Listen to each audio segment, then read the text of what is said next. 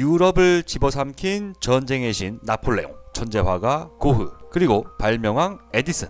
혹시 이들의 공통점이 뭔지 눈치채셨습니까? 바로 이들은 한때 우리에게 간질이라고도 불렸던 뇌전증 환자입니다. 사람 몸에서 가장 중요한 곳을 꼽으라면 두말할 것도 없이 뇌입니다. 지진 나서 대피할 때 유일하게 감싸면서 도망치려고 하는 것, 바로 머리인데요. 다른 모든 신체 부위가 멀쩡해도 뇌가 없다면 아무 소용이 없습니다.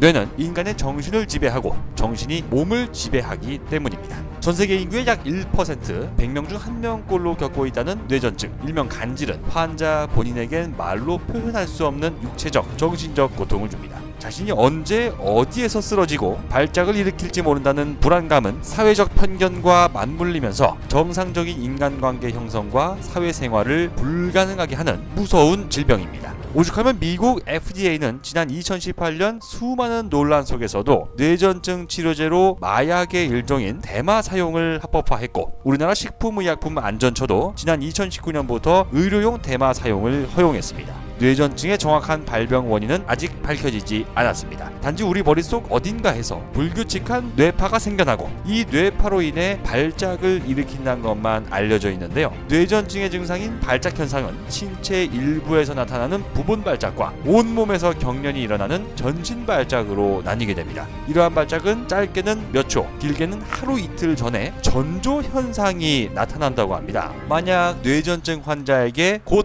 발작 증상이 나타난다는 걸 조금만 미리 알 수 있어도 환자 본인의 말 못할 고통과 사고는 크게 줄어듭니다. 미리 안전한 곳으로 이동해 약을 쓰면 발작 현상을 막을 수도 있기 때문입니다. 그런데 이번에 국내 연구진이 뇌전증 환자의 발작 위험을 실시간으로 파악할 수 있는 뇌 센서를 개발하는 데 성공했습니다. 기초과학연구원 나노입자연구단에서 뇌 신경세포의 흥분을 일으키는 물질을 체크해주는 고감도 나노 센서를 만든 건데요. 이는 국내 여러 언론을 통해 지난 2020년 2월 11일 공개되었습니다.